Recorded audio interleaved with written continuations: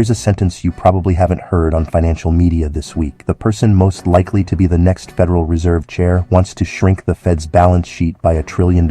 At the same time, he wants to cut interest rates. Those two things are supposed to work in opposite directions. So what's actually going on, and why does it matter to your mortgage payment, your 401k, and the interest your savings account is earning right now? That's what we're unpacking today.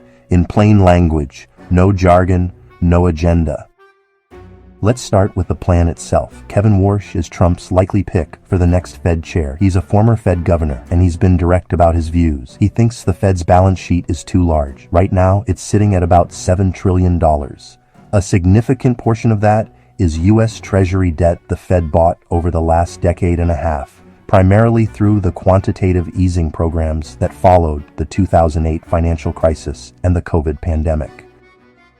His strategy goes like this: shrink the balance sheet by roughly $1 trillion while simultaneously cutting short-term interest rates. In theory, cutting short-term rates gives borrowers some relief on variable rate debt, things like credit cards, auto loans, etc. Meanwhile, shrinking the balance sheet is supposed to drain excess liquidity from Wall Street, so you're not just inflating asset prices further. Stimulate Main Street. Cool Wall Street.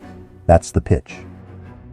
Now let's talk about how the banking system actually responds to that, because that's where your household finances come into the picture. When the Fed shrinks its balance sheet, banks lose reserves. Reserves are the cash cushion banks hold to meet regulatory requirements and fund their lending operations. When those reserves shrink, banks get more conservative. They raise rates on corporate credit. They tighten standards on commercial real estate and small business loans. They widen mortgage spreads. So here's the problem. Even if the Fed cuts short-term rates, your actual mortgage rate, the rate on your small business loan, the rate your landlord is paying on their apartment building,